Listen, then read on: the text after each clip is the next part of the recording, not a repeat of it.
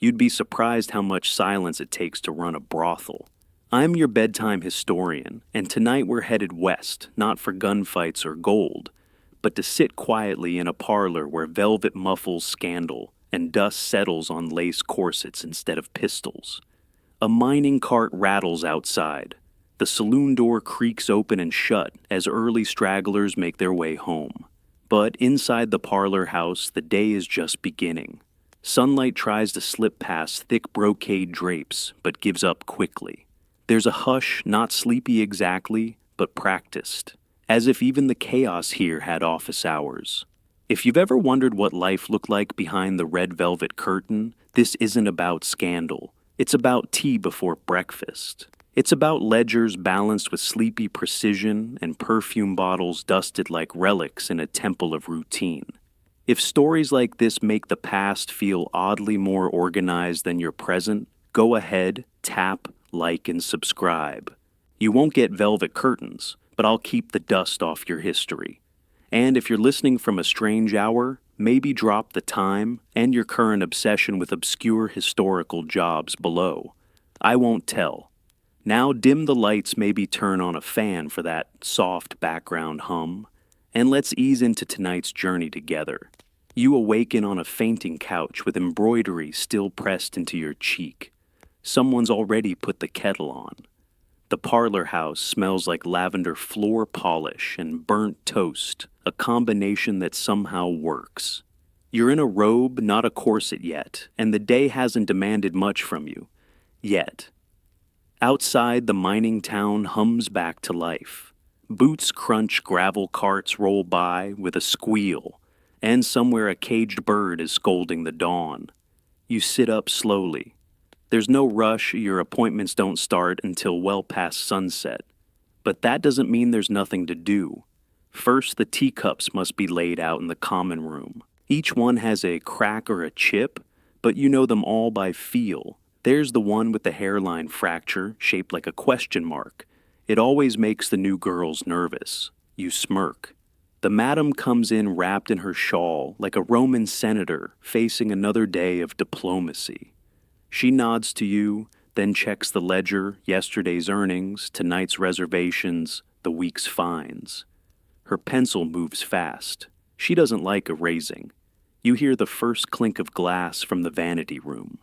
Someone's already begun reorganizing the perfume shelf, sorting by scent family. Not because anyone asked her to, just because that's the kind of control that matters when little else does. There are rules here, unspoken and written. Dust the figurines, refill the matchsticks. Brew the tea strong because it makes the gossip go down easier. You're not quite awake, but you're not asleep either. That twilight state will last until lunch. Outside, a prospector yells something about silver. Inside, the only silver is the backing on a hand mirror. You check your reflection, then set it down. There's still time before the day truly begins. The hours before noon are for quiet transformations. You stretch your arms and step into the wardrobe alcove where the curtain always catches just a little on the floorboard. It's a ritual now, one tug to the left, then duck your head. Inside, the air smells like starch and rosewater. No one's rushing yet, but the lacing of corsets and curling of hair has begun. You ease into the familiar rhythm. Petticoats first, then corset. It takes two people, or one person, and a lot of clever leverage to lace it right. Across the hall, you hear the hiss of a curling iron being tested on a damp cloth. Someone's humming. Someone else sneezes powder, probably. You sit on a low stool as another woman gently pins your hair. Her fingers move quickly, more like stitching than styling. Each pin placed feels like punctuation composing a sentence in hair. The two of you gossip as she works, but it's soft, code-laced chatter. Nothing loud enough to echo. You trade stories about regulars, updates on health inspections, whispers about a newcomer with a drawer full of silk fans. The fans are said to be a gift from a banker, but no one believes that. Health inspections arrive every other Thursday, unannounced but anticipated. You've already scrubbed behind your ears. Somewhere in the house, someone is boiling water to sterilize combs. Not all towns enforce them, but in this one, the mayor's wife insists. She believes in appearances. So does the madam. One woman known only as Belle has hair so iconic that men request her by curl count 7 curls pinned up to, trailing over the shoulder. It's become a calling card. There's disagreement about whether Belle does it herself or bribes someone to get the angles right. A small mystery, but a persistent one. You shift your weight as your corset is tugged tight. It's a process that transforms posture and breath. Straight-backed and high-waisted, you start to feel like someone else entirely, a version of you with a role to play. That version is still a few hours away, but the costume begins early. There's a mirror chipped at the corner, and you lean toward it now to line your eyes with charcoal. Not too much, just enough to suggest you were born with shadows. Beside you, a woman debates lipstick colors with the intensity of military strategy. They matter some clients like the bold red others say it feels too much like a city girl. The compromise is usually mauve. You light a small oil lamp beside your vanity, not for light, but for warmth. The glass glows. The room smells faintly of melted wax-dried lavender and a trace of last night's perfume. It's comforting, steady. Some scholars remain puzzled by how much of the brothel's day was spent in these rituals, quiet, careful preparation without a single customer in sight. Was it performance control? A way to make time feel orderly. Either way, the morning is not idle. It is choreographed. The scent of sizzling eggs drifts in before the bell rings. Breakfast is not optional here. It is a ceremony less for sustenance than for rhythm, a ritual that binds the day to a familiar pace. You make your way to the kitchen, where the stove is already warm and the table already half full. Someone's humming again, always the same waltz-off key, but oddly reassuring.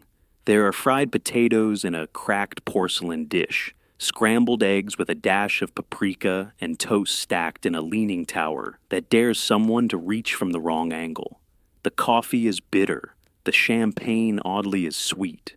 Guests who stayed the night, if any, might be invited to share in the meal, provided they have behaved. Otherwise, it's a closed-circle residence only seated in mismatched chairs and soft robes, exchanging sleepy nods and small jokes. The menu, as always, is pinned to the pantry door. Today it reads, Henhouse Harvest, with Silver Dawn tea. The madam writes them in verse on Sundays. This week's poem references eggs longing and something called moon butter, which no one dares define, but they smile anyway. You help yourself to 2 spoonfuls of stewed pears. They came from a barrel gifted by a passing trader, or so the story goes. Truth is, no one remembers. What matters is that the pears taste like cloves and the syrup drips lazily off the spoon. You sit beside a woman named Clara, who's reading a letter with a smile that doesn't reach her eyes. You say nothing. Sometimes breakfast is better that way. There's a discussion over whether to serve pickled onions at dinner. The room divides into firm camps. One woman threatens to write an alternate menu entirely. She's only half joking. A silver tray appears from nowhere, filled with yesterday's leftover canapes. You nibble one. It's soft, surprisingly good. And just like that, you remember a detail. Some guests come here not for company, but for the food. There's debate over how many exactly. One traveling salesman insisted the parlor's baked apples were better than anything in San Francisco. He left a tip equal to 3 dinners and didn't even ask for a room. There's a curious dignity to these meals. No servers, no shouting, just quiet competence. A woman in the corner is folding napkins into swans. Someone else refills the sugar bowl with rock candy. These aren't acts of seduction or performance. They're domestic habits layered over a business that is anything but. Some historians argue these meals served as marketing luxury and warmth disguised as routine. Others see them as stolen moments of normalcy, borrowed from a life these women no longer lived. The evidence, as always, is murky, but you sip your tea and glance around the room. The toast has dwindled, the coffee's gone cold, and yet no one moves to leave. This is the safest part of the day, the quietest, the softest. And the toast surprisingly wasn't bad at all. By late morning, the house hums with a softer energy. You find yourself in the washroom, sleeves rolled, wrists damp silk, twisted like seaweed in a basin of cloudy water. Laundry day isn't assigned. It simply arrives unannounced but expected. You sit on a stool by the window, where sunlight filters through lace curtains, casting delicate shadows that dance across damp linens. The water smells like soap lavender, an old perfume familiar and strange all at once. You press each garment between your knuckles, gently squeezing out the night's stories. Silk bloomers, lace gloves, camisoles embroidered with initials. The initials rarely match the names you know. Aliases, stage names, borrowed identities, they all need clean underwear. Beside you, someone hums while starching a collar. On the table, a row of handkerchiefs dries on a rack like small windlass flags. One woman keeps 20 in rotation, each stitched with a tiny animal, fox, owl, rabbit, snake. She never explains the pattern. Once the water's been changed and the garments are rinsed, you wring out a silk sash and drape it carefully over the line. It shimmers even in shade. You've done this dozens of times, yet the way silk catches light still surprises you. After laundry comes the letter writing. It's as essential as breakfast and nearly as ritualistic. You sit at the writing desk, really just a wobbly table with an inkwell and a dented tin box of stationery. The letter you begin today is addressed to your mother. You haven't seen her in 3 years. She still believes you're working in a boarding house. You write slowly in careful script. Details are vague. You mention the weather, the scent of gardenias, the joy of learning piano. None of it is false, just edited. The truth sits between the lines, disguised like blush under powder. Next to you, someone writes to a cousin, another to a child. One woman composes letters in elaborate rhyming code, convinced it keeps her secrets safer. The postmaster doesn't ask questions. He delivers everything, including packages wrapped in oilcloth and tied with blue string. There's a knock. A delivery boy drops off a bundle of dry ink sticks and a jar of lemon preserves. The preserves are a gift from a client who fancies himself a poet. He once compared your handwriting to the wind-scratching secrets into sand. You're still not sure if it was meant as praise. Some historians believe these letters offer the truest glimpse into the brothel's emotional life. Not the ledgers, not the perfumes or the curtains, but the pages folded, sealed, and mailed into silence. Other scholars argue the letters were performances as curated as a parlor shelf. You sign your name, not your real one, and add a pressed violet to the envelope. No one will ask where it came from. The act feels sacred, or at least habitual. The ink is dry, the laundry nearly so. And outside the sun has climbed just a little higher, not yet overhead, but thinking about it. Midday edges in, like a gentle supervisor, watchful, quiet, always expecting something. The parlor is warmer now. Sunlight creeps past the curtains, landing in golden patches on the floor. It's time for the daily check-in, not with clients, but with the rule book. A slim leather-bound volume kept in the top drawer of the madam's desk, smelling faintly of ink dust and peppermints. You sit with the others in the common room, sipping lemon water and waiting your turn. The madam reads through the log, who came in late, who skipped tea duty, who left a hairbrush on the piano. The penalties are light, but consistent: no credit at the general store, or cleaning duty during your off hours. One girl was once fined for humming the same song too many times. She claimed it wasn't a rule, and the madam simply added it. The rules are peculiar. No whistling indoors, no candles left burning unattended, quiet hours from 3 p.m. to 5 p.m., unless overridden by a piano rehearsal. Guests must knock twice, never once. No names shared with clients unless cleared in advance. Fines increase if you roll your eyes while receiving a warning. That one's unofficial, but understood.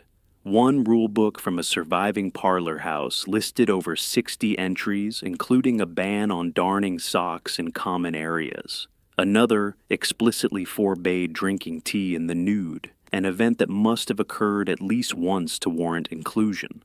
The madam claims her own set of rules were inherited from her mentor, who ran a brothel in Kansas City, where everything was pink, including the contracts.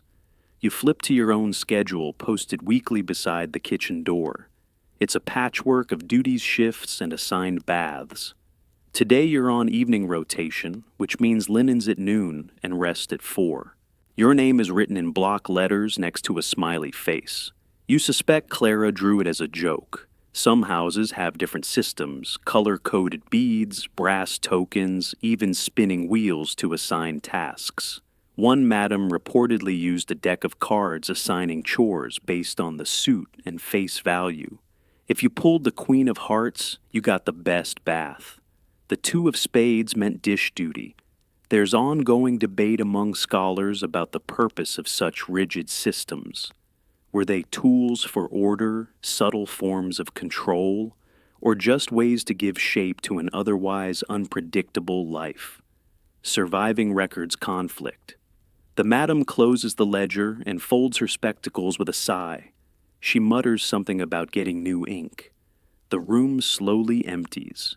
You linger finishing your lemon water and glancing again at the schedule. Rules can be tedious, but they offer something precious boundaries, even if they're strange. As you head toward the linen closet, you pass the rule board on the wall. Today's quote is written in chalk. Quiet minds live longer. You're not sure if it's a warning or a lullaby. Either way, the house resumes its rhythm, and the rules, however odd, have done their job once more. Outside, the sun's sharp enough to cut through shadow, but you're dressed in plain brown cotton collar, high bonnet low. The disguise is deliberate. You step through the back door, not the front, and move quickly toward town, with measured steps too fast for leisure, too slow for suspicion. Shopping, in theory, is a simple errand, but for women in your profession, it's a carefully staged performance. Modest dresses alternate names, neutral expressions. Some even wear borrowed wedding bands to deflect questions.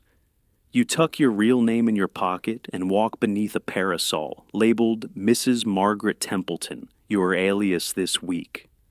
The general store sits at the corner of Main and Ridge.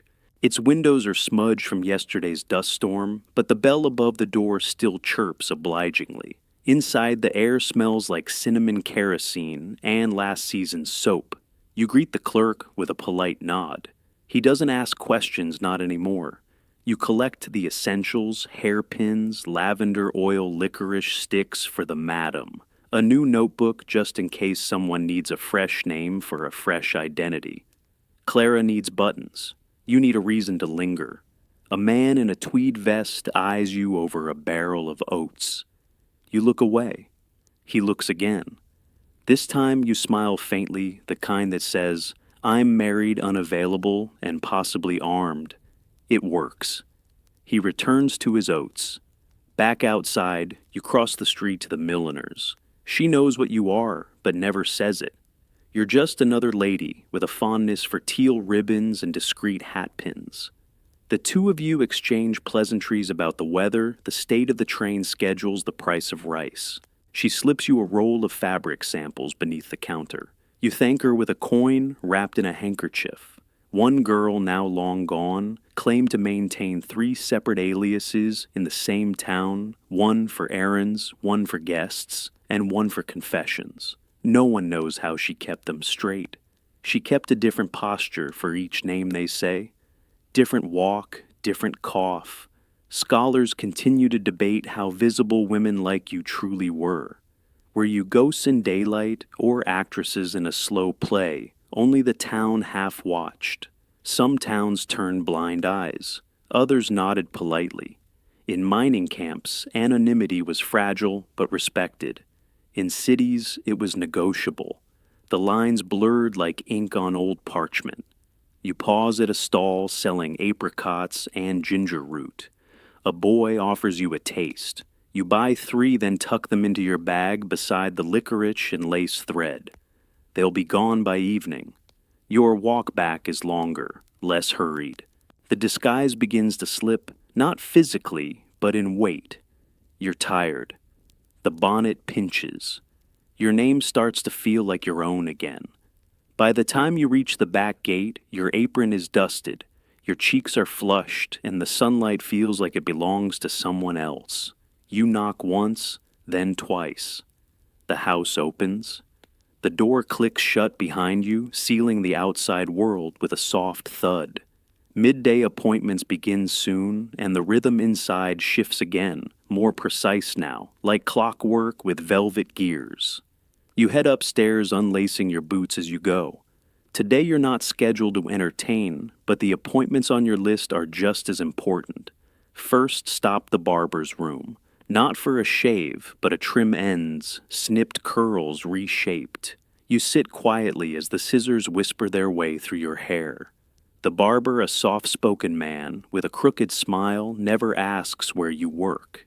He offers peppermints and once gave you a book of riddles. It's these small silences that make his chair the safest place in town. Next, you pass through the alley to the physician's door. He's brisk, but careful hands, always gloved gaze, always averted. The checkup is routine pulse, breath questions about diet and sleep. He notes your answers in a leather-bound journal, marked only with initials. His cat sits on the windowsill, watching you both with narrowed eyes. Many houses in the West formed quiet arrangements with local doctors. It wasn't generosity, it was efficiency. The women needed care. The doctors needed discretion. Some visits were paid in coin, others in goods, and occasionally in rumors traded like currency. One story tells of a physician who waived all fees in exchange for exclusive access to the brothel's leftover champagne. His wife never knew. Afterward, you stop by the bank, entering through the side door to avoid the lunch hour crowd. The teller, Mr. Davis, greets you with a nod, no small talk. He slides a small ledger across the counter. Inside are your savings carefully recorded under yet another alias.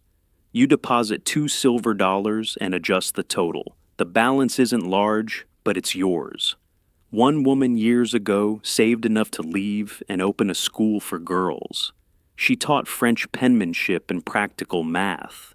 Some say her curriculum included self-defense with hatpins. Others doubt she ever existed. The truth as always lies somewhere between rumor and receipts. There is no scholarly consensus on how common financial independence was among brothel workers. Some argue most women were trapped in cycles of debt unable to leave. Others point to ledgers like yours, modest but consistent, marked with deposits and crossed-out goals. A new pair of boots, a train ticket, a future with fewer aliases. You return home just as the parlor clock chimes 2. The house is quiet, temporarily emptied by naps and music lessons. You tuck your bank receipt into the hidden seam of your vanity drawer, behind a loose panel only you know about. Your errands are complete, hair trimmed, health checked, savings intact. You light a small candle and let the silence settle around you. Outside, the sun blazes over the dusty town. Inside the house, breathe softly. A cat yawns, a kettle whistles, and somewhere upstairs, a woman practices a song meant only for herself. The house grows still in the afternoon, as if it knows the importance of rest before performance. You retreat to your room, where the curtains are drawn tight, and the bedspread smells faintly of chamomile. It's nap hour, not enforced, but highly encouraged. You remove your corset with a sigh of relief, fingers working the stays loose like unraveling a tightly wound thought. Your bed is narrow but familiar, the springs creaking just enough to let you know they're there. You lie back, draping a lavender eye mask over your face. The room darkens into a comfortable blur. This is the in-between time, no customers, no chores, just silence. You can hear the soft shush of someone flipping pages next door. Downstairs, the grandfather clock ticks like a heartbeat, trying not to wake anyone. You reach for your journal, small, cloth-bound, nearly full. Today's entry begins as most do, still here, still tired, still lucky. You jot down an odd dream from last night, a memory of the sea, and a list of phrases you overheard at breakfast that might make good stage names. Velvet June, Salt Lark, Daisy Thursday. Each one sounds like someone who might live inside you. Somewhere across the hallway, someone shuffles a tarot deck. You hear the cards flap like soft wings. It's not official house policy, but several women practice small rituals, divination, breathing exercises, quiet mantras. You once knew a woman who whispered the names of flowers as she fell asleep. Peony, dahlia, vervain. She claimed it kept bad dreams away. The brothel even has a silence room. It's barely larger than a closet lined with thick quilts and velvet. No clocks, no mirrors. You've only used it twice, but it lingers in your memory like a half-remembered hymn. One woman swears the room makes time stop. Another says she always leaves it feeling lighter. There is no agreement on its true effect, only that it exists and that the madam keeps it dusted. Researchers remain fascinated by these quiet rituals. These unspoken forms of self-care woven through a life so often imagined as chaotic. Some argue they were coping mechanisms. Others believe they were a form of power, one's own rhythm in a world that demanded constant performance. Theories aside, the silence speaks for itself. You close your journal and tuck it beneath your pillow. The ink is still drying. Your eyelids grow heavy. You breathe in the faint scent of violet sachets hidden in the bedposts. It's a good smell, soft, slightly old, but comforting. Drifting now, your mind slips sideways. You imagine the parlor from above a hive gone quiet. A dozen women in a dozen rooms, each in their private pause, each carving out her own definition of rest. No footsteps in the hallway. No knock at the door. Just sleep when it comes and the promise that the day will wait. For now. When you stir again, the light has shifted. It's softer angled. The hush of the afternoon remains, but it's begun to fray at the edges.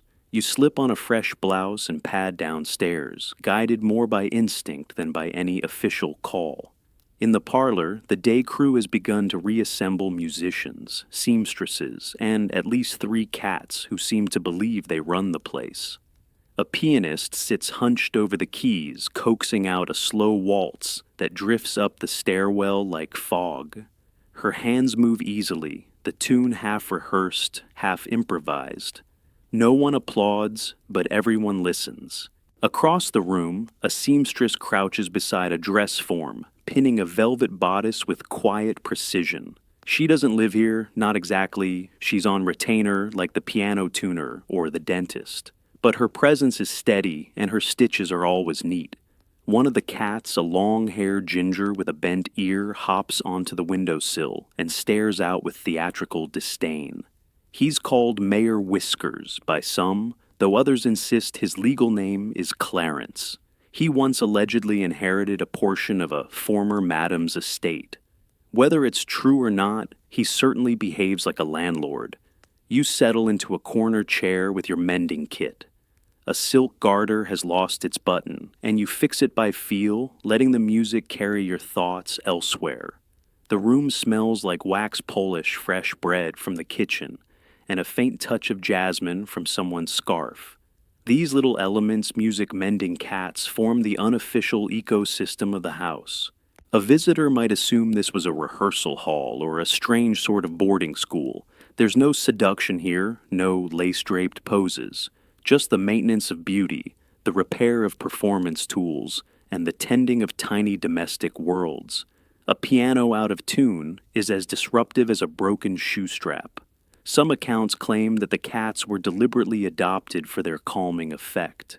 Others say they wandered in and never left, drawn to the warmth and leftover salmon. Either way, their presence is a constant. One even had her own cushion in the parlor, embroidered with her name, Serafina, in gold thread. She once interrupted a client meeting by leaping into his lap mid-sentence. He didn't return, but Serafina got extra cream for a week. There is debate among historians about how much these extras shape the rhythm of brothel life. Were they background noise or essential cast members? Did they distract from the business or humanize it? You pull the final stitch and bite off the thread. Across the room, the pianist begins again, this time a lullaby. The cat stretch the seamstress hums, and for a moment, the parlor feels less like a place of work and more like a strange velvet-lined home. Outside, a bell rings faintly in the distance, perhaps the barber's, perhaps the train. But inside, it's just one more note in a symphony of quiet routines. The parlor fills with low chatter as shadows lengthen and the day's earnings begin their quiet shuffle. Payday is never announced. It simply materializes like steam rising off soup. You and the others gather in the side room, known as the office, though it's really just a nook, curtained off by tasseled brocade. The madam sits at a small desk ledger, open spectacles sliding down her nose. Coins are counted, not stacked. Paper bills are rare, and handled like artifacts flattened with care, placed in envelopes bearing initials instead of names.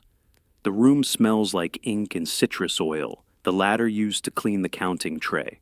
Tips are pooled, then divided with mathematical precision. A silver coin for you two, for Clara, none for Beatrice. She missed her evening shift citing a hair emergency. Fines are subtracted, small bonuses added. The system isn't always fair, but it is always consistent. Some madams use colored tokens instead of money. Red for tips, blue for penalties, green for bonuses. This house tried that once, but the cat stole too many of the tokens. Mayor Whiskers was found sleeping on a pile of reds looking smug. You glance at your total, modest expected, enough to cover next week's shopping, and a little more for your savings envelope. You slip the coins into a pouch lined with silk, then nod it twice. Trust is important, but so is prudence. One woman years back kept her coins inside a hollowed-out hairbrush. Another sewed hers into the hem of her dressing gown. Someone once buried a tin beneath the outhouse and forgot where. It's probably still there rusting beneath the sagebrush. Economists continue to analyze these brothel economies. Some call them proto-unions, pointing to pooled earnings and shared duties. Others see them as informal collectives, driven by survival, not politics. The truth may lie somewhere in the middle, tucked between a beaded reticule and an IOU scribbled on the back of a dance card. After payouts, the room relaxes. Someone pops a cork, not for celebration, just tradition.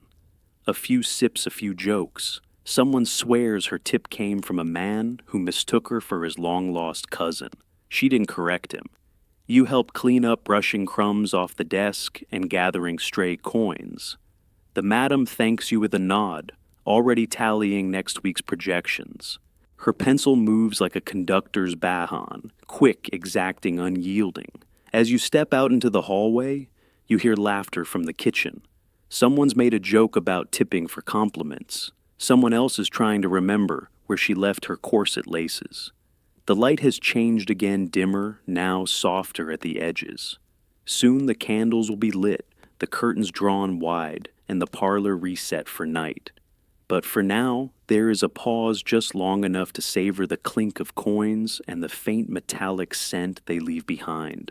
Another week earned, another pouch secured, another moment of quiet before the next act begins.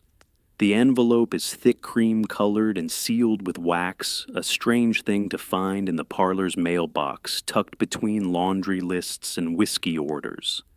The handwriting is crisp, practiced. You recognize the mayor's assistant's hand. Not a raid, not a complaint, just a request. A meeting, maybe a favor. It happens more often than you'd think. You carry it to the madam, who barely looks up from her ledger. "Set it there," she says. gesturing toward the brass tray marked politics. It's half full already. Every so often, the brothel receives messages from local officials, sheriffs, deputies, even the occasional reverend, not to condemn, but to coordinate. The house pays taxes. It keeps hours. It keeps secrets. And in return, it's left mostly alone. One sheriff once asked for help locating a runaway described only as polite with red boots. The madam dispatched two of her sharpest women. They found the girl in a hayloft eating marmalade with her shoes still on. She was returned none the wiser. Payment arrived in the form of 2 crates of peaches and a silver hair comb.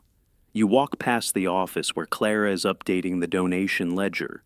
The brothel contributes to the town library, the orphanage, and in one peculiar case, the Fountain Restoration Fund. The plaque outside doesn't say who paid for it, but the whole town knows. That fountain has the cleanest water for miles. There's quiet debate among historians about how brothels like this navigated civic life. Were they tolerated out of necessity or quietly deputized?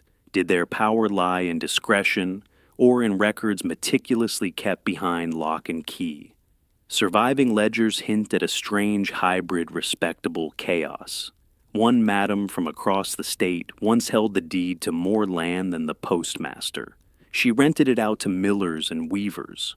No one dared question where the money came from, though everyone knew. She died with 6 properties and 3 aliases. Her funeral was attended by the mayor, who cried. You help sort the mail hands moving through a mix of bills, requests, and catalogs. One letter catches your eye, perfumed paper, addressed in bright blue ink.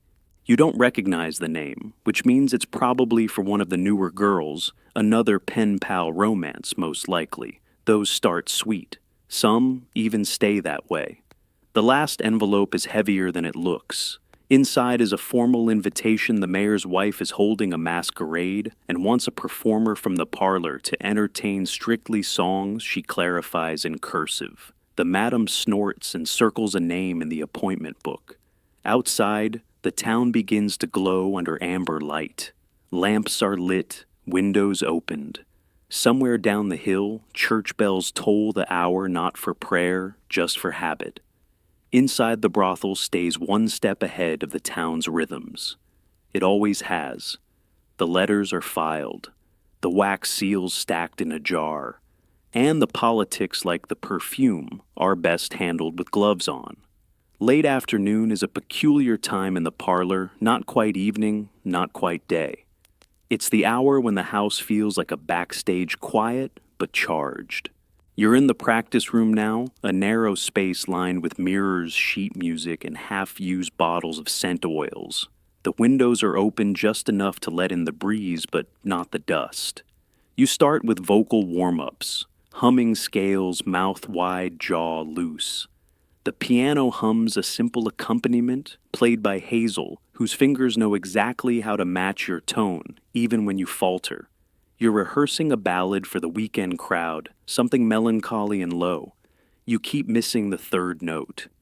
Hazel doesn't comment. Across the room, another woman tests her posture in front of the mirror, practicing curtsies with a wine bottle balanced on her head. Her shoes squeak slightly with each turn. She's trying out a new routine, something with a fan and a feather boa. She hasn't quite nailed the landing, but it's getting there.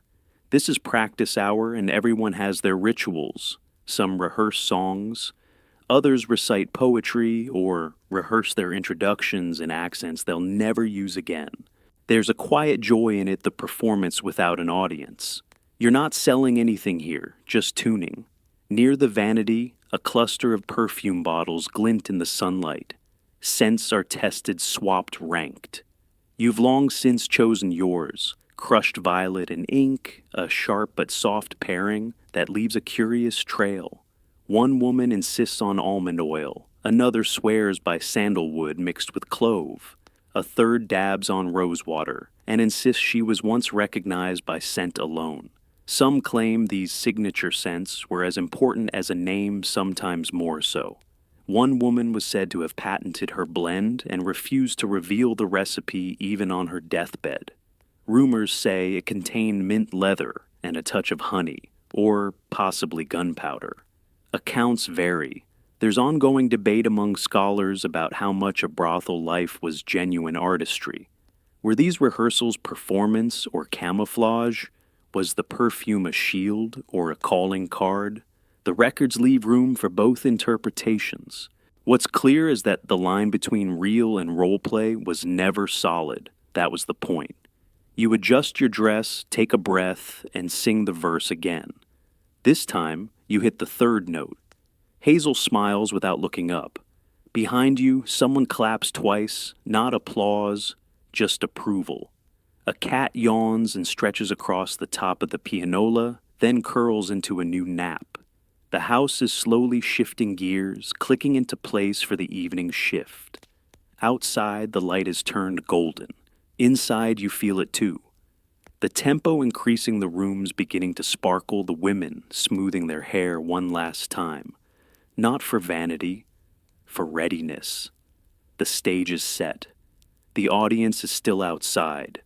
But soon they'll arrive, and you'll be ready not just to entertain, but to smell exactly like crushed violets and forgotten ink.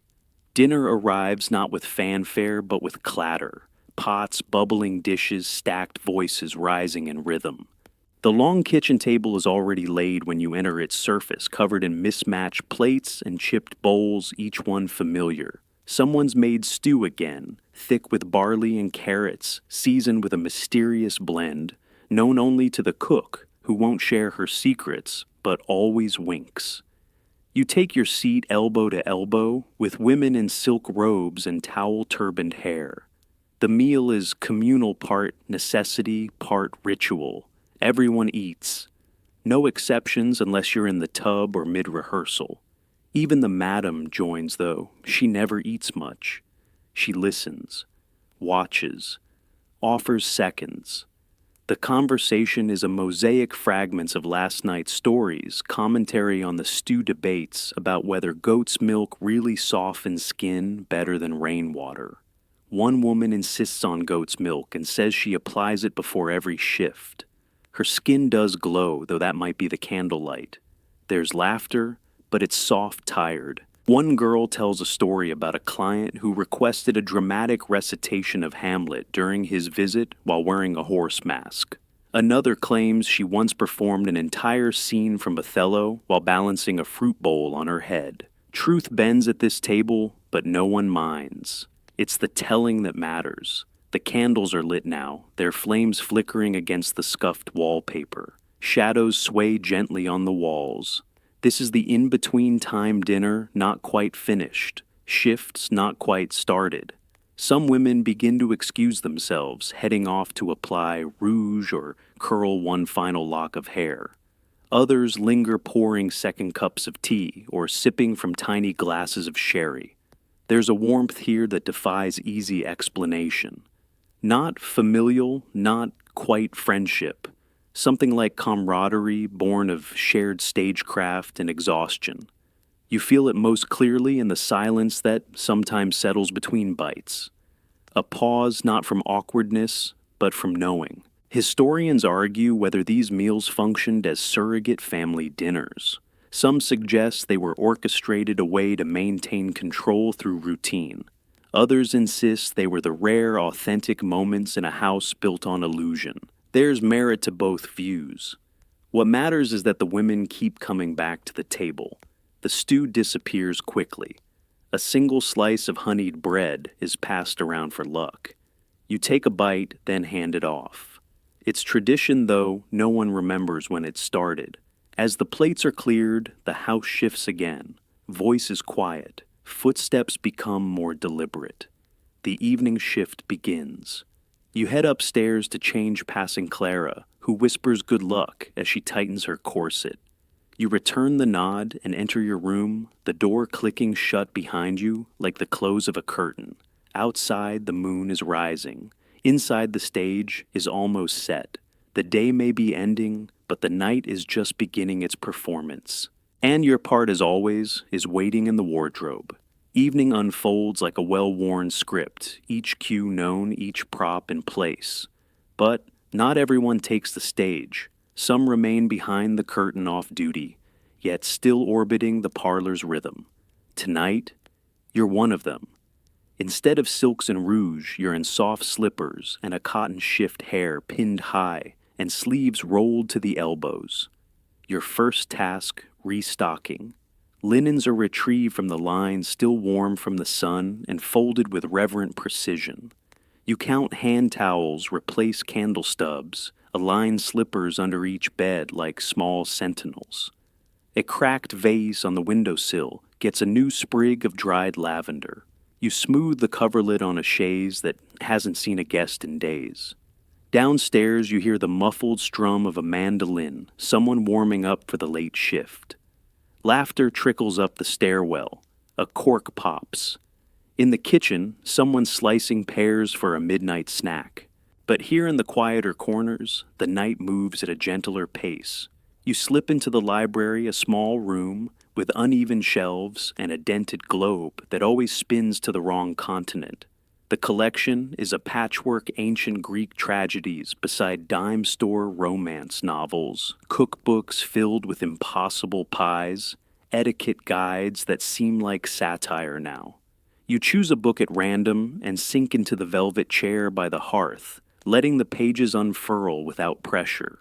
Tonight's choice is a tale of lost kingdoms and clever queens. The plot is vague, the language ornate, but the prose slows your breathing, and that's enough. You dog-ear a page and set the book aside. In the corner, another woman polishes shoes. Not hers, someone else's. It's a trade unspoken. She hums as she works her tune low and steady. The cats have gathered at her feet, forming a purring semicircle of quiet approval. This moment off shift but still present is its own kind of ritual. Not quite leisure, not exactly duty. A middle space where you can be useful without performance. Some women say it's their favorite part of the day. No makeup, no pretense, just the comfort of knowing the house still runs because hands like yours keep it turning. There's ongoing scholarly interest in the intellectual lives of brothel workers, how they read, study, debated. Some historians emphasize the presence of books and diaries as evidence of agency. Others caution against romanticizing, noting that access didn't always mean time. Still, the books remain. So do the journals. So do the stories whispered across shelves between shifts. You check the candle half burned. Time to wrap up. You reshelve the book, its spine frayed but proud, and rise from the chair. Back in the hallway, the parlor's tempo rises. Footsteps quicken, perfume trails linger in the air. Laughter becomes brighter. But your shift remains quiet. A few more chores, a warm drink, maybe one last chapter before bed. You are not on stage tonight, but the backdrop you maintain ensures the performance goes on. And that in its own way is a kind of magic. By midnight, the house has transformed, not just in appearance, but in sound and spirit. The lamplight glows softer now, as if dimmed by intention. Perfume lingers in the air, but it's fading like echoes of laughter just out of reach. The guests have either gone or fallen asleep in rented rooms. And the women, well, they begin to return to themselves. You walk the halls in stocking feet, collecting stray ribbons and extinguishing candles. A soft hush settles over the house, the kind that speaks of endings, not silence. From the second-floor landing, you glimpse the parlor shoes kicked off under tables, empty glasses beside velvet cushions, a cat curled in the shape of a comma atop a fainting couch. In the upstairs lounge, a few women remain their shifts long done. One is braiding another's hair slowly, carefully, as if undoing the day knot by knot. It's an act without transaction, a tenderness too quiet to be staged. You sit nearby, tucking your knees beneath you, sipping lukewarm tea with honey and a splash of whiskey. It doesn't taste good exactly, but it feels warm, real. Someone brings out the wish jar. It's a squat glass thing covered in wax drips and sealed with twine. Everyone adds a slip of paper, sometimes a joke, sometimes a dream. No one reads them aloud. That's not the point. You fold your paper twice, slip it inside, and pass it on. There's soft debate over whether the jar has any real effect. Some say it works only when the wish is ridiculous, like a house with no stairs or a dress that buttons itself. Others insist it's about intention. Either way, the jar is full. This is the hour of unlikely friendships, of confessions whispered without fear of judgment. One woman admits she hates the scent of roses. Another confides that she can read palms, but only if the person is drunk. You all laugh not loudly, but together. Some historians argue the brothel's real story isn't in its ledgers or client lists, but in these quiet moments, braided hair, shared tea, the ease of company without expectation. There's disagreement, of course. Some claim it romanticizes hardship. Others insist it's the only part of the story that feels fully human. You finish your tea and rinse the cup. The woman beside you yawns and pulls a shawl around her shoulders.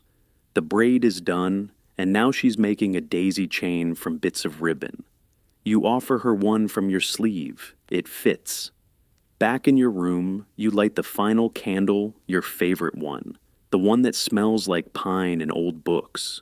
You change into your nightdress, brush your hair, and place your journal on the windowsill to catch moonlight. Old superstition, maybe. But it never hurts.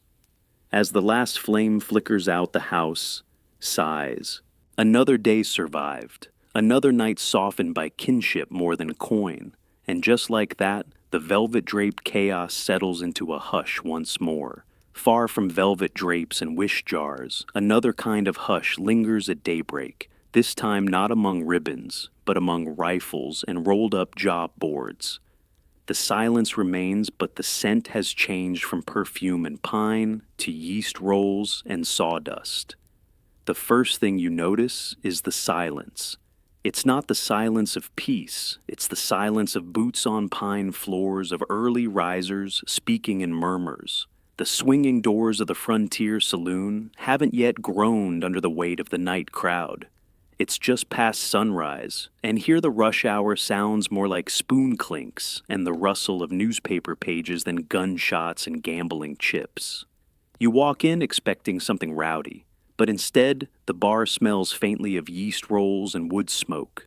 Behind the counter, the barkeep, mustached, mildly suspicious, offers you a cup of bitter coffee. There's a chalkboard on the wall with scribbled notes, wanted strong backs for tunnel crew, stagecoach in at 3, and biscuits until 10. In many frontier towns, the saloon was the only public indoor space. Before post offices and city halls, it was where people sent and received messages, found work, and waited for news. Some even served as polling places or meeting halls. It's said one Kansas saloon once hosted a wedding in the morning and a prize fight that same night, same tables, different crowd. There's an odd civility to it all. At one saloon, patrons who arrived before 9 a.m. were offered biscuits and honey free of charge. The bartender refused to pour whiskey before noon, not for moral reasons, but because too many minors would fall asleep mid-swig. A local school teacher once used a back booth to grade papers, swearing it was quieter than her boarding house. Of course, not all accounts are so quaint. Some surviving journals describe early saloons as rowdy no matter the hour, fistfights over bacon rations, poker at dawn, or dogs chasing each other through the swinging doors. Historians still argue whether these places were truly chaotic or just cleverly disguised civic centers wrapped in whiskey barrels and bar stools. Quieter perhaps than legend allows. Stranger too. One barkeep claimed he knew a man's luck by how he stirred his coffee clockwise for gold strikes, counterclockwise for snake bites. He was wrong about half the time, but the story stuck. The road stretches empty under a sky the color of sun-bleached denim. Ahead, a squat building leans into the wind, half inn, half barn, all stories. You're still thinking about the saloon's biscuit board when the stagecoach rumbles into view, its canvas top flapping and its wheels coughing up dust. Here way stations dot the map like freckles. They're the lifeline between settlements, quiet little outposts, where time stops just long enough for horses to be switched and gossip to gallop ahead. The driver boots up on the railing, chews on a peppermint stick, and ignores the shouting from inside. You step off, stretch your legs, and sniff something sweet. Some inns offered more than sleep. One was famous for its gooseberry pies, another for its flea-ridden blankets. A few charged extra for sheets that had been boiled, sanitized. They claimed, though, no one inspected closely. The rooms were dim, the beds squeaky, and the walls thin enough to hear your neighbor counting coins or arguing in their sleep. Somewhere near the hearth, a woman in a flour-dusted apron offers stew made from whatever's still standing. It smells decent. You sit beside a merchant in dusty robes who offers you licorice for news. Anything from Kansas, he asks. You nod vaguely. It seems right to answer, even when you haven't been there. Way stations weren't just pit stops. They were pressure valves. For drivers, it was a break from bracing winds and bad roads. For passengers, it was a chance to stretch their legs and question their life choices. You hear someone mutter about switching to the new rail line, but the coachman scoffs. Trains don't stop for peach pie, he says. What's odd is how democratic these places were. Everyone shared the same stew pot. You might bunk beside a lawman or a suspected horse thief. Labels blurred in the dark, and most people snored loud enough to drown out moral distinctions. Some stops had a bell to signal when the horses were ready. Others used a boy with a bugle and poor timing. You hear one now sharp nasal a little too close to your ear. Someone groans. Someone else starts to whistle. The moment breaks into motion again. Historians still debate whether these stagecoach stops were more critical to frontier expansion than the rail lines.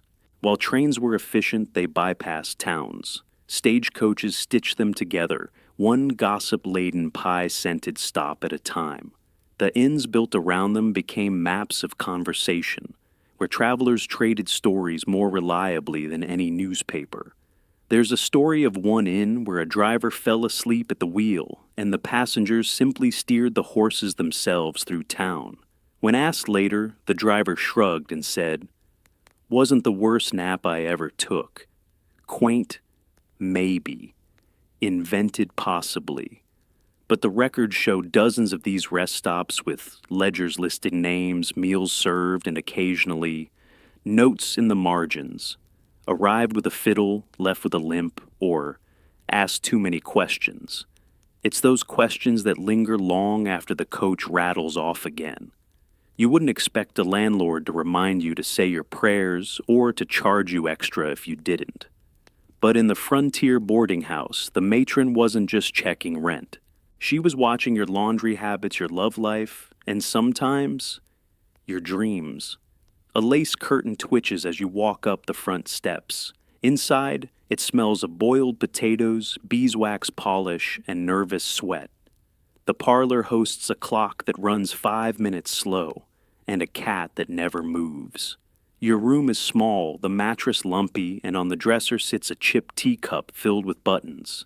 But it's not the furniture you notice first, it's the matron. She appears in the hallway as if summoned. Apron, neatly starched eyes like polished pewter voice, soft but unwavering. Supper at 6. Gossip at your own risk. And just like that, you've been welcomed and warned. Boarding houses filled the gap between home and hotel. Travelers who stayed weeks or months, merchants, school teachers, spinsters, with secrets rented not just a room, but a place in the matron's mental ledger.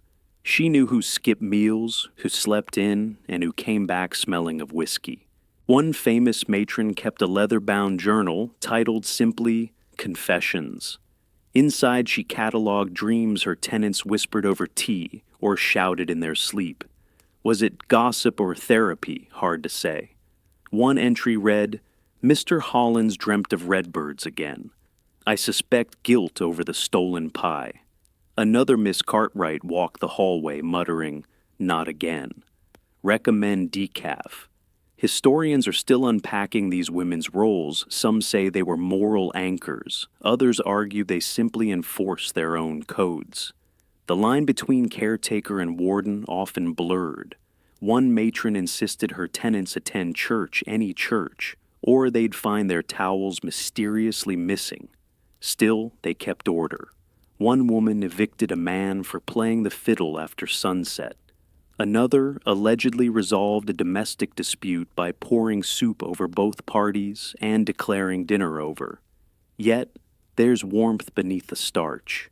In winter, many matrons slipped hot bricks under tenants' sheets. Some sewed initials into borrowed mittens or left peppermint drops on dressers for no clear reason. The matron in Deadwood once baked extra loaves every Friday for people thinking too loudly, and those who stayed, they adapted. There were whispered pacts between roommates to share chores, secret pie trades for hot bath water. Some tenants even acted as matchmakers under the matron's careful gaze, though matches struck too quickly might earn you a knock on the wall. You hear the supper bell, now muffled but insistent. Below, voices rise in a low hum. Cutlery clinks, a chair scrapes. Someone laughs too hard. The matron appears again, this time with a pie in hand and a knowing smile. Best behave, she says, or I'll serve the burnt edge. Was she strict? Probably. Respected? Absolutely. Feared only by those who didn't wash their socks. Researchers continue to debate how these women balanced morality and pragmatism, but the tenants rarely questioned who ran the house. Because in the end, it wasn't the rent that kept you in line. It was the look she gave when you asked for seconds. The chair wobbles just a little. It creaks under your weight, and before you can flinch, a warm towel lands on your face. "Hold still," says the man with the straight razor. He smells like bay rum and bacon, and his apron is dotted with toothpaste ink and something that might be pickle juice. Welcome to the barber's chair. Part grooming station, part surgery table, part open mic. You're not just here for a shave. You might lose a tooth, gain a sermon, or find yourself in the middle of a town scandal. The chair swivels not just for comfort, but for dramatic effect. Frontier barbers were a strange breed, equal parts stylist, surgeon, showman, and salesman. One could pull a molar with the same hand that trimmed beards. Another hawked bottles of miracle tonic made of molasses mint and a suspicious amount of turpentine. One even claimed his shampoo cured shyness. It didn't, but customers kept coming back. In towns without doctors, the barber often filled the medical gap. Need a boil lanced. He had a heated spoon, trouble sleeping. He'd recommend herbal poultices and then gossip you into drowsiness. You hear? One tell a client, "You've got saddle sores and a guilty conscience, only one of those can I fix today." The barbershop itself buzzed literally. Hand-cranked clippers hummed, scissors clicked, conversation clattered. A taxidermied raccoon sat near the mirror for no clear reason. Someone always had a fiddle. Someone else always had an opinion. And, oh, the stories. This was where courtships were dissected, land disputes relitigated, and new arrivals discussed down to their boot stitching. The barber listened to it all, nodding sagely or muttering, as he sharpened a blade just a little too loudly. Some shops displayed teeth in jars, proof of their dentistry credentials. Others pinned wanted posters to the walls, a kind of community bulletin. One barber once cut hair for 6 rival candidates in a single mayoral race. When asked his political leaning, he replied, "Left part, right part. Whatever pays." Historians still argue whether barber shops or churches spread more frontier news. One thing is certain, barbers rarely kept secrets. A preacher's late-night visitor might be known before the sermon ended.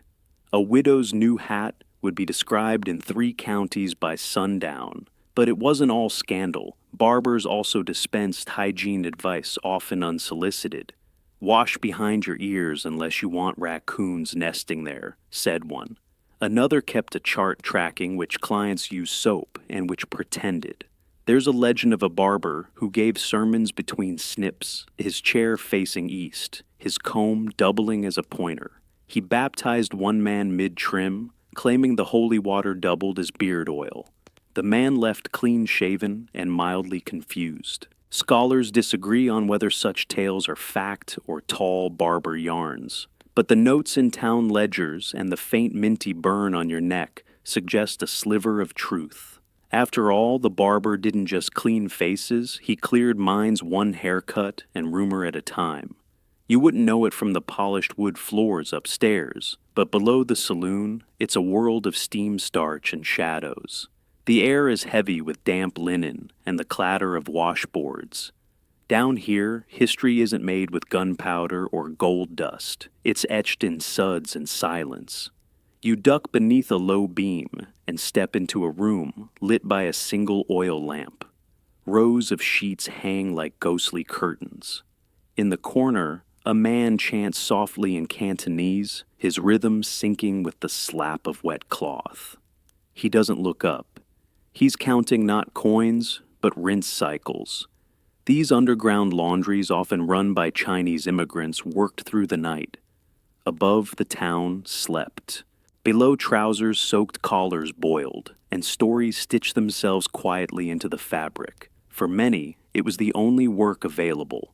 Laundry required little English, little contact, but enormous effort. Clothes came in dirty and left looking like respectability. One washer, famous only in faded town lore, wrote poetry into the seams of drying shirts, couplets sewn with hair-thin thread. Most were never noticed, and those that were simply puzzled their owners. "Who writes about snow in July?" asked one barkeep. Someone underground replied the laundryman without looking up. Historians continue to debate how visible this invisible labor really was. On one hand, everyone used these services. On the other, few knew or cared who stood over the steam. Some customers dropped off clothes without speaking a word. Others left backhanded compliments cleaner than my wife could do. Still, these workers formed quiet networks. One laundry housed a rotating lending library of paperbacks passed in bundles wrapped in pillowcases. Another shared surplus rice and advice with the new arrivals. "Don't wear red on Wednesdays," one elder warned. That's when the sheriff's in a mood. The heat never stopped. Fires fed copper kettles. Water hissed against metal basins. The days blurred. Tuesday's shirts became Friday's coats. One man said he could tell the week by the texture of a mayor's cuffs. There was pride, too. A boy of 13 folded napkins so perfectly they stood on their own. An elderly woman pressed creases so sharp they could slice bread. And though they rarely stepped into the saloons they served, some workers took quiet satisfaction in knowing who spilled gravy, who sweat too much, and who never tipped. Sometimes the laundries fought back not with fists, but with starch. One saloon owner who refused to pay found his shirts returned stiff as bark. Another discovered every button sewn one hole too tight. Petty, perhaps. Precise always. Not every laundry was hidden, but many preferred it that way. Safety came in shadows. So did poetry. So did truth. As you leave, you catch the faint scent of soap and singed cotton. The man still hums. The shirts still drip. A stitched line in one reads, "The sky cannot see the cellar, but the cellar sees the sky." Maybe that's why the stories down here linger longer. The gavel drops, but it's not the only thing echoing. Just beyond the thin courtroom wall, a piano stumbles through Camptown races, and a glass shatters against the floor.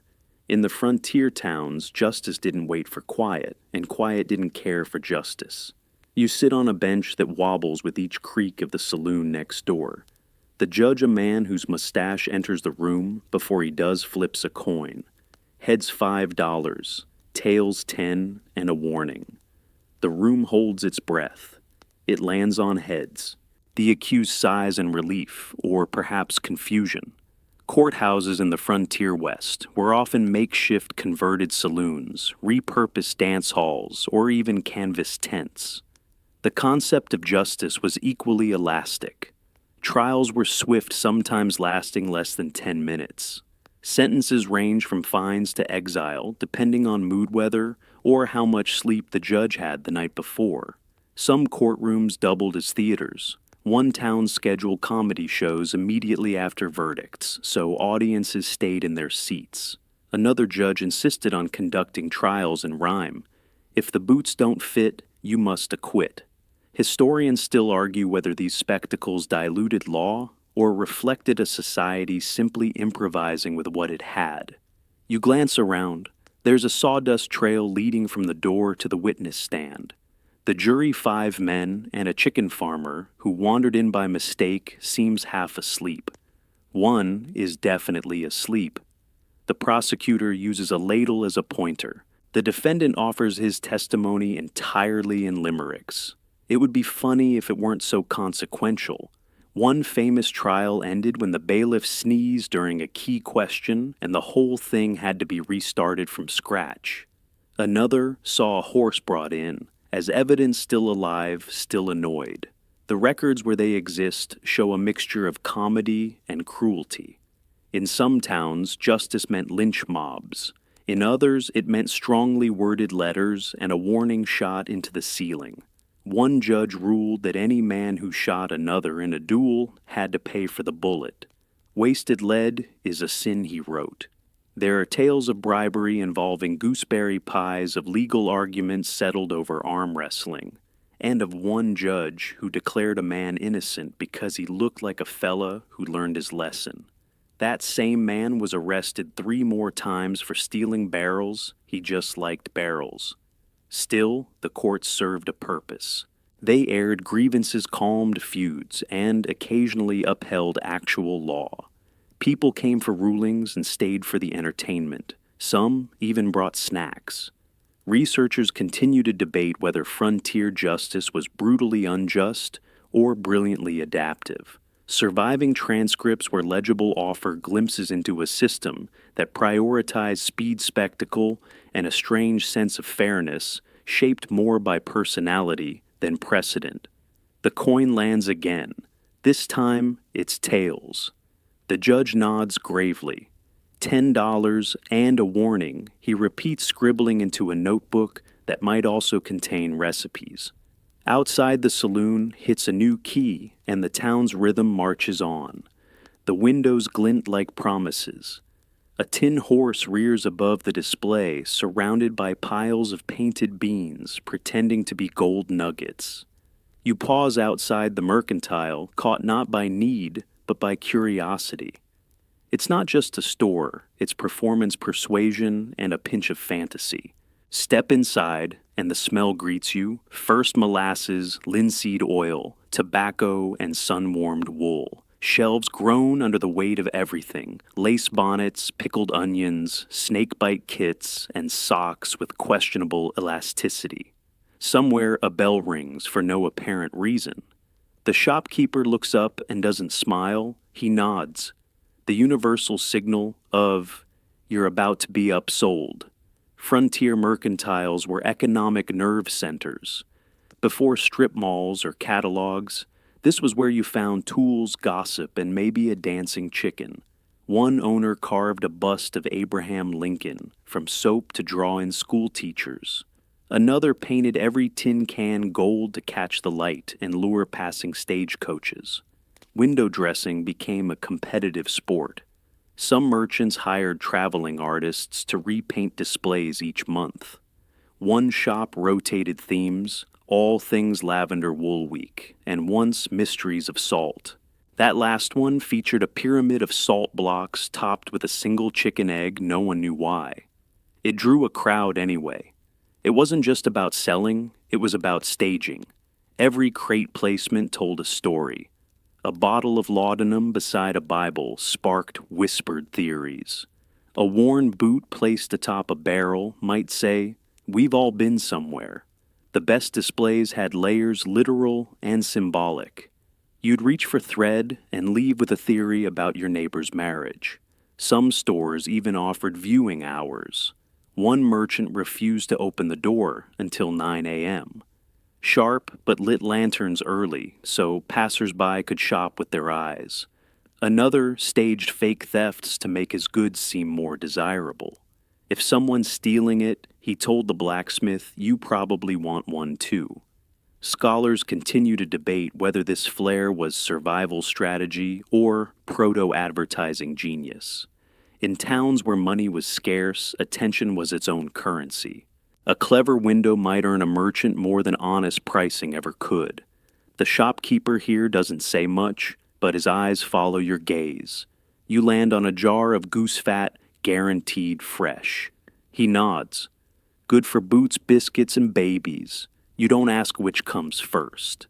As you wander, you notice a ledger open behind the counter. It's not just sales, it's stories. Notes like Mrs. Calhoun bought peppermint and scowled, or Ben returned with empty sack claims raccoons. This isn't just inventory, it's a social register disguised as commerce.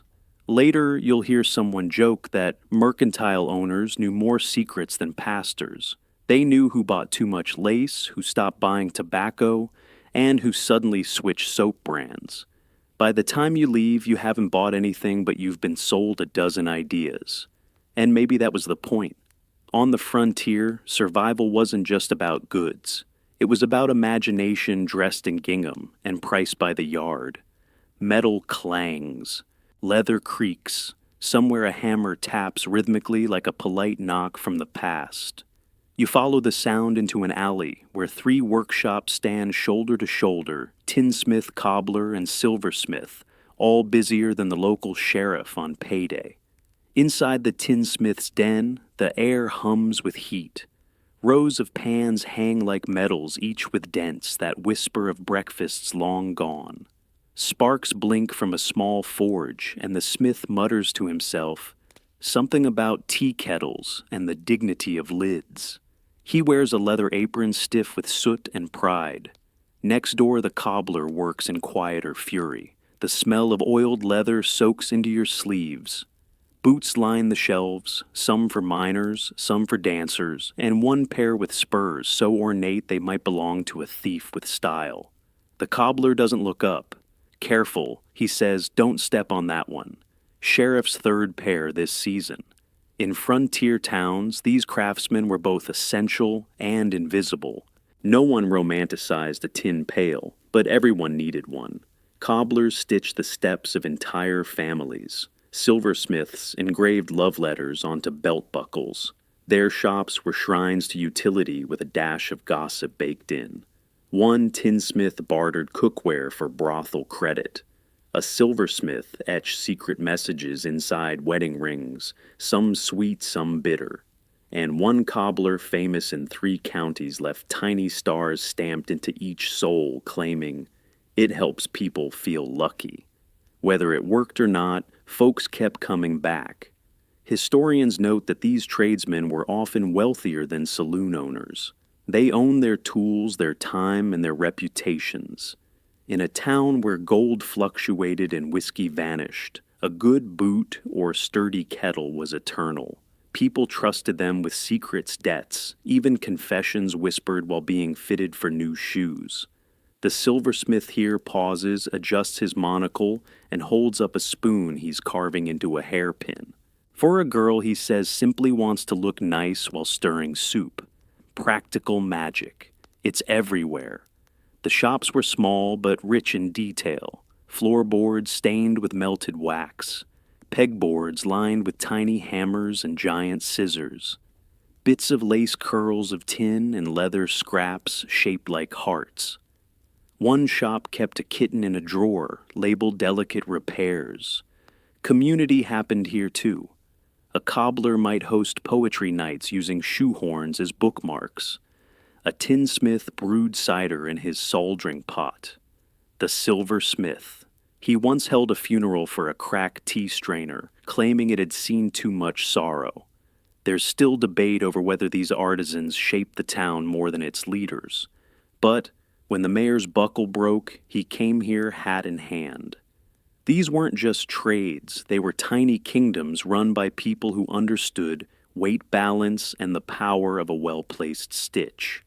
A bell rings softly as you exit. Behind you, the tapping resumes.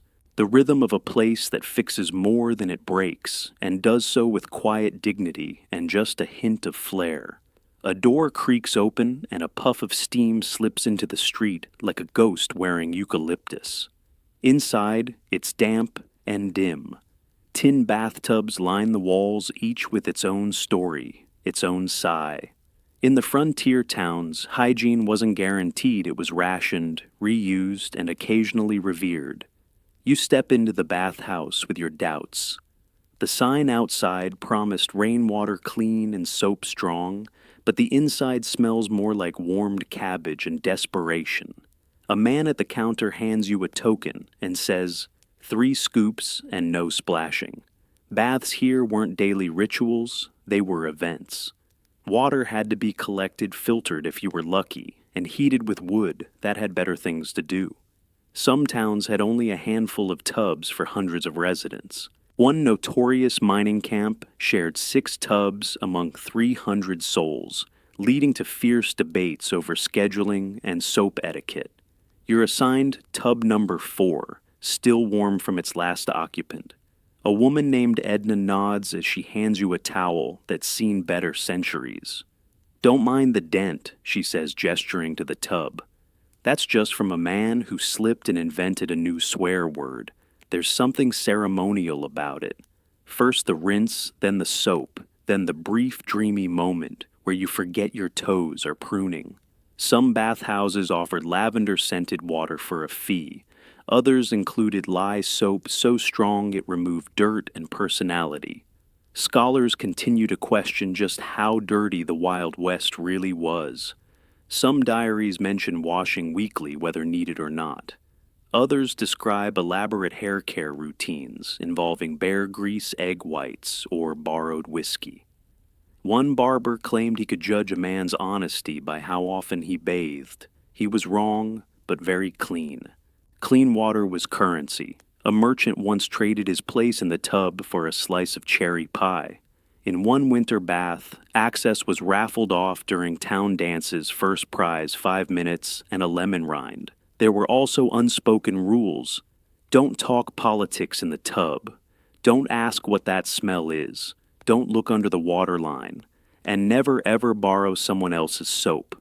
Some bathhouses kept ledgers. One entry read, "Mr. P soaked 11 minutes, complained of lukewarm moral decay." Another, "Mrs. J refused towel, says air dries the soul." A few bathhouses went deluxe tin bathtubs imported from back east, perfumed oils and soft music played on cracked violins. One even offered bathside readings of the Gentlewoman's Almanac, complete with footnotes about toenail health. But for most, it was simpler. Warm water, 1 bar of soap, and the brief chance to feel human again. You close your eyes, listening to the sounds around you, water sloshing, someone humming a hymn, and a soft argument over who left the soap floating. The air smells better now. Your shoulders loosen. Maybe it's the heat. Maybe it's the quiet. Or maybe it's the dignity of being a little less dusty in a world built on dust. The preacher stands on a crate that once held apples or maybe dynamite. Hard to tell.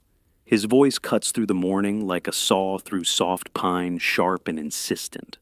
Around him, a crowd gathers drawn by curiosity habit or the promise of free sarsaparilla. Main Street wasn't just for business. It was a stage. Preachers, poets, patent medicine men all shared the same boards. One man waved a Bible. Another waved a jar of elixir for regrets. And somewhere in the din, a girl in suspenders recited Shakespeare to a goat. You find yourself in the middle of it all. The preacher calls for repentance, his finger jabbing at a man who just wants to buy beans. The soapbox poet yells back in verse, something about boots and the unfair taxation of apples. The goat sneezes. No one flinches. Frontier towns had no shortage of voices and very few rules about who got to use them. If you had lungs and opinion and a crate to stand on, you were halfway to a platform. These performers blurred the line between sermon and satire, morality and mockery, and the townsfolk. They listened or at least paused long enough to form opinions. One preacher baptized sinners with whatever was on hand. In one town it was river water, in another melted snow, and once reportedly a splash of whiskey. Burns the sin right out, he claimed. Historians are still debating the theological soundness of that method.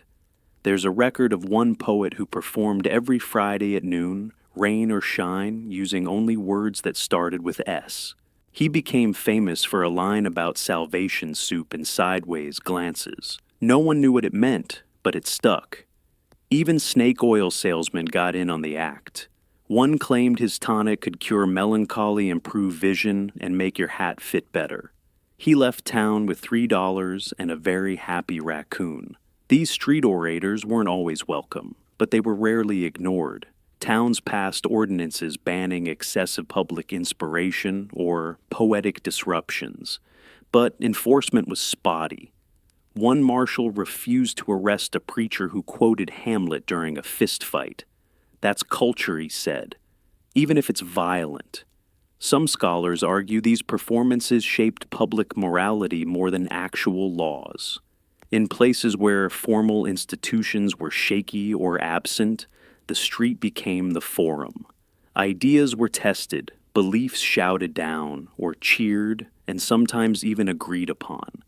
Children sold lemonade nearby. Dogs howled at high notes. And someone always was taking bets on who would fall off their crate first.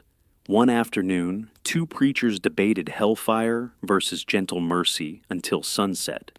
The next day, they partnered to sell hymnals door to door.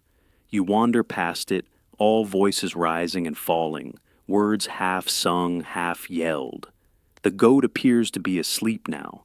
The crowd shifts again, drawn toward the man, with a fiddle and a tale about a haunted hat. No pulpit, no pews. Just the wide sky and whatever you could carry on your back and maybe a soapbox or two.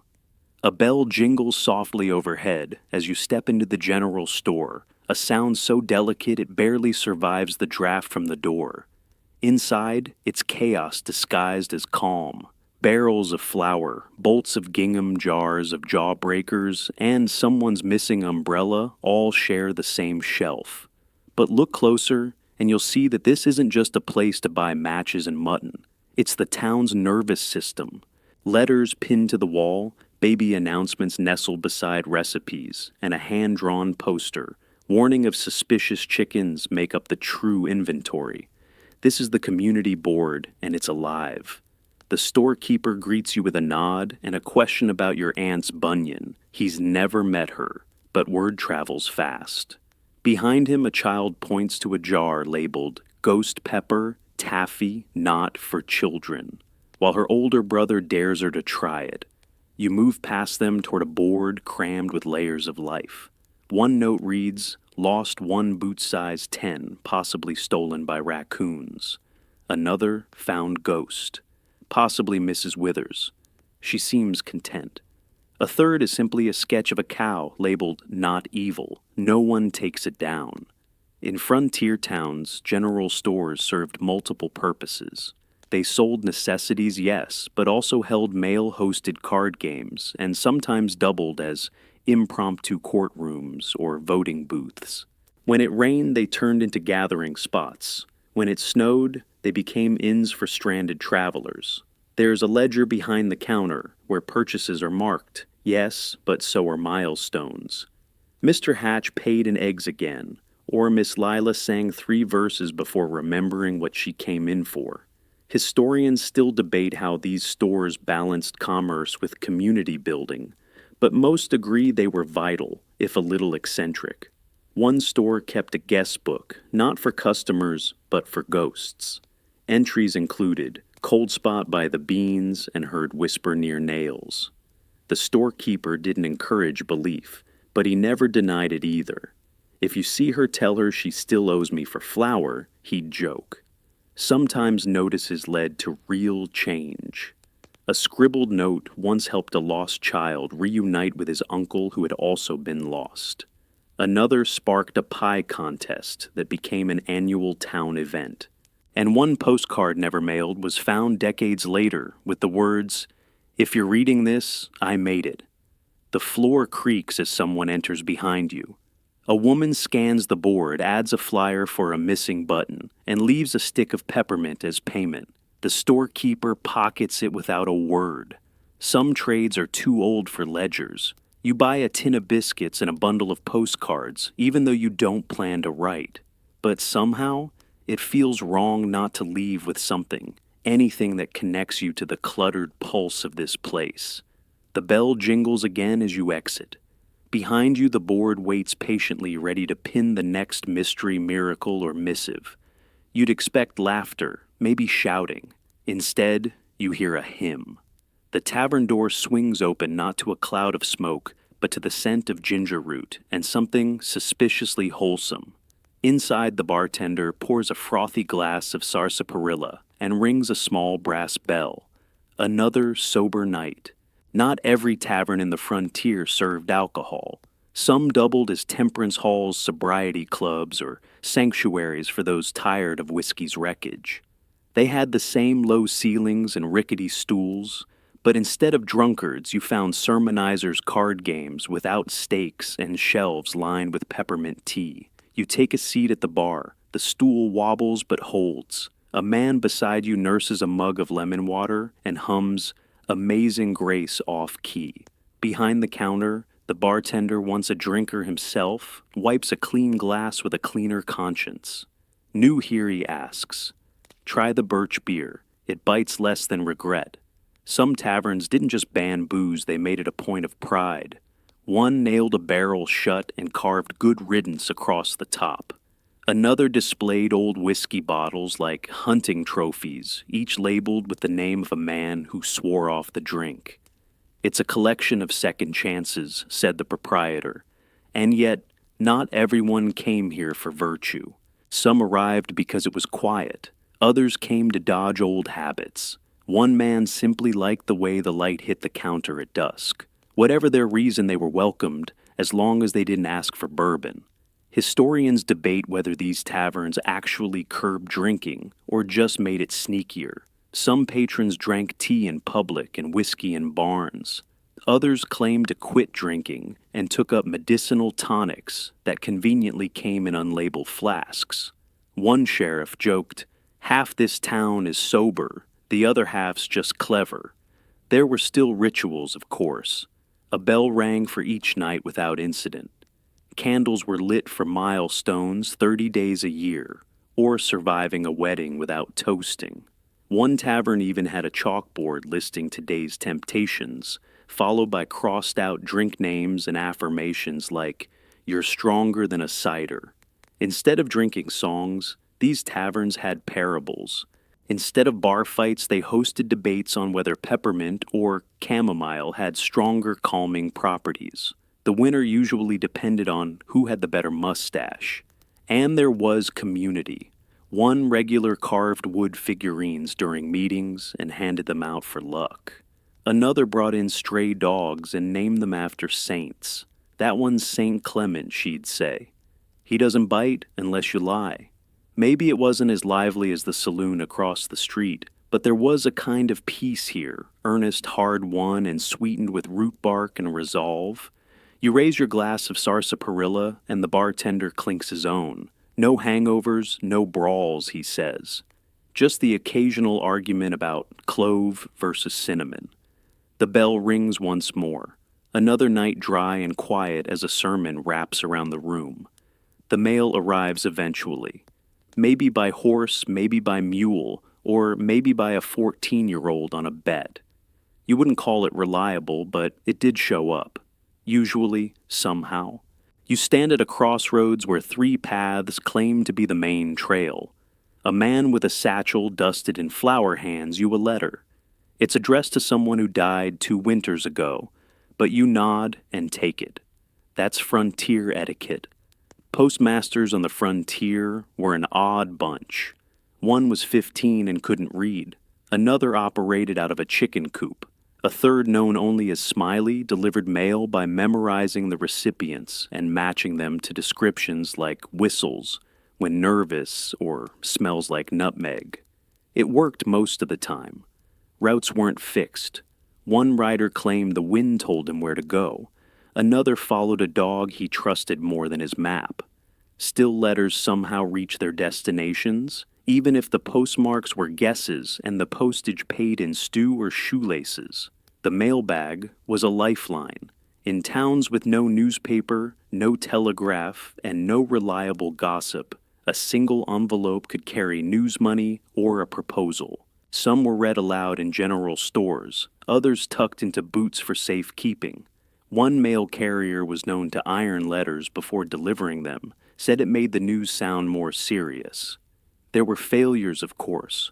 One batch of mail went missing for a year, only to turn up under a poker table. Another was found in a hollow tree, along with an empty whiskey bottle and a raccoon wearing spectacles.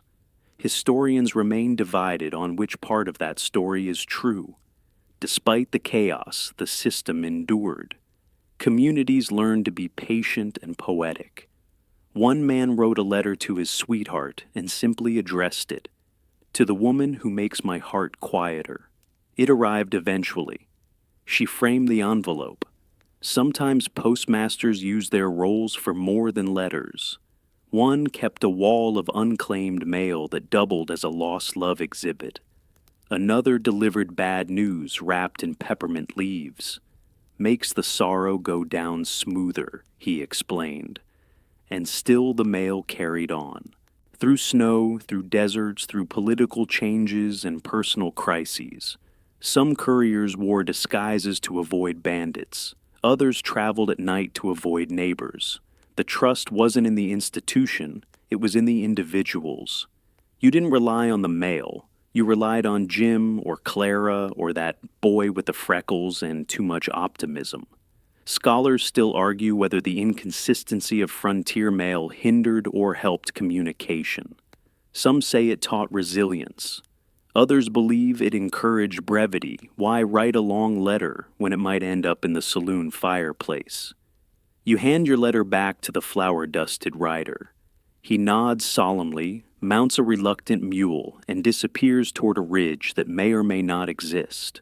Somehow you know the letter will get there, or at least somewhere, and maybe in the frontier's grand scheme that was enough. The lantern swings gently, casting long shadows across cobblestone and boots. The night watchman trudges past coat button to the chin, holding a staff in one hand and a half-eaten biscuit in the other. You follow from a respectful distance. No one wants to startle the man tasked with not being startled. Most frontier towns didn't sleep not entirely. While storefronts shuttered and saloons went quiet or quieter, another rhythm took hold, slower, softer, slightly out of tune. That's when the nocturnal workers took over, bakers, fiddlers, seamstresses, and of course, the lone figure patrolling with creaky shoes and a mismatched lantern. One watchman walked 12 miles a night, always counterclockwise around the town. When asked why he said clockwise made the dogs bark. Another trained a parrot to mimic owl calls so he wouldn't feel lonely. The parrot eventually learned to shout, "Thief just for fun." You pass a bakery, the windows fogged from the inside. A pale hand draws a smiley face in the steam. Somewhere down the alley, a fiddle tunes itself into a lullaby.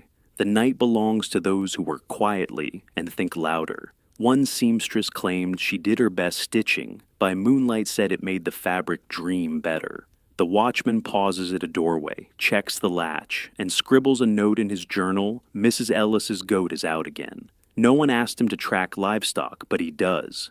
He also notes who leaves their windows open, which chimneys smoke late, and how many cats blink from rooftops. Historians still wonder if these watchmen were symbolic more than effective. They rarely stopped crimes, but their presence reassured a nervous population. You might not be able to fight off a thief yourself, But knowing someone walked the streets with a stick and a whistle made it easier to sleep. One town rotated night watch duty between residents. A blacksmith once stood watch while forging horseshoes on the sidewalk. The mayor's teenage daughter took a shift dressed as a knight, claiming armor added authority. No one argued. The tasks varied, some checked doors, others relit street lamps, and a few took it upon themselves to report weather conditions, with dramatic flair. Tonight's fog feels judgmental. In one journal, a watchman wrote haiku between patrols.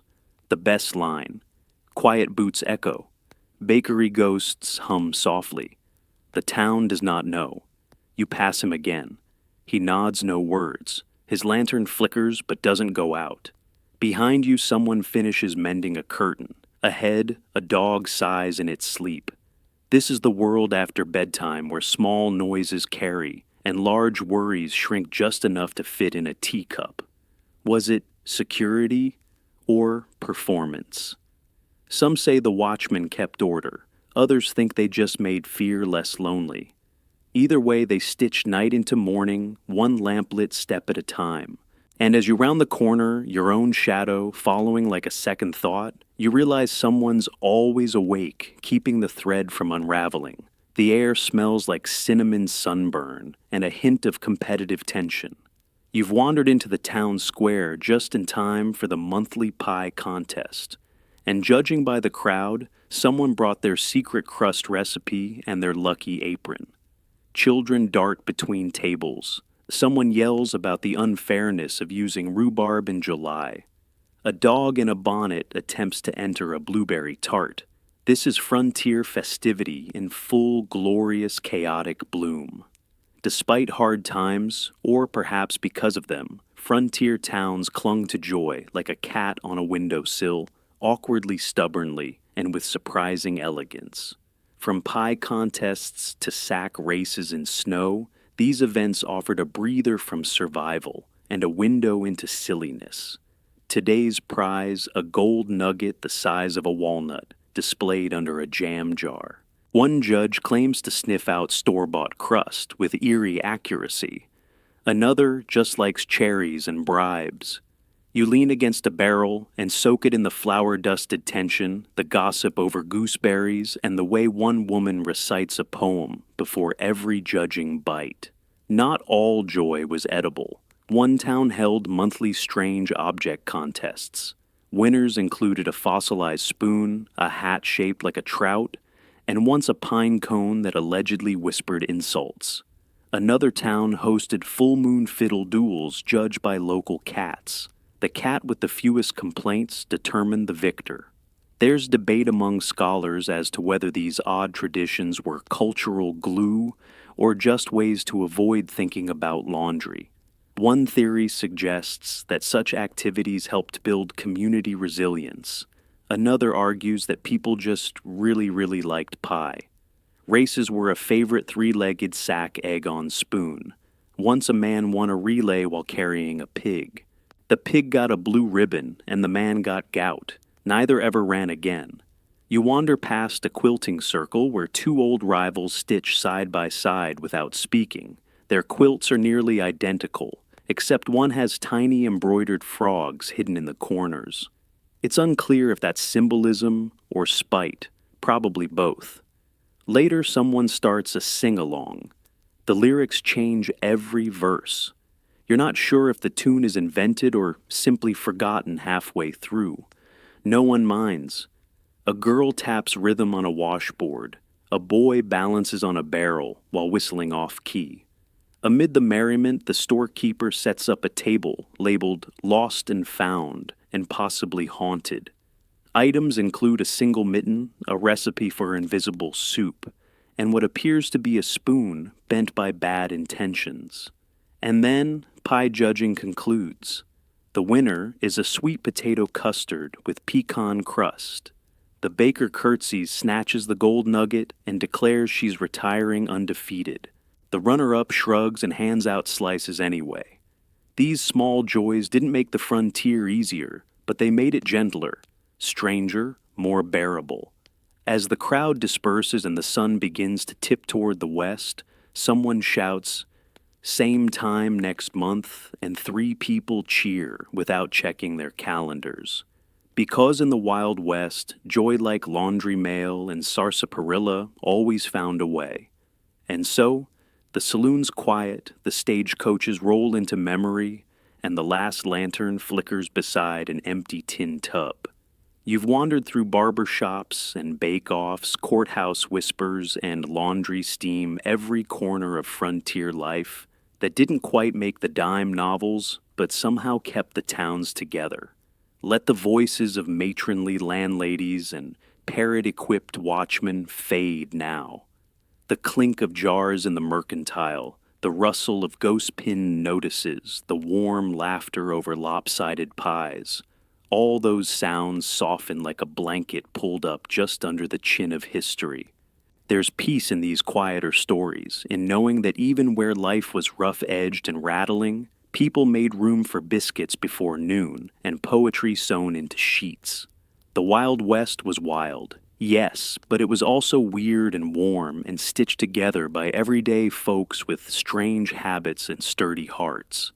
If you'd like to return to stories like this, you can always subscribe quietly, of course, but before you drift off, tell me what time is it where you are, and which forgotten figure from frontier life feels like your favorite tonight.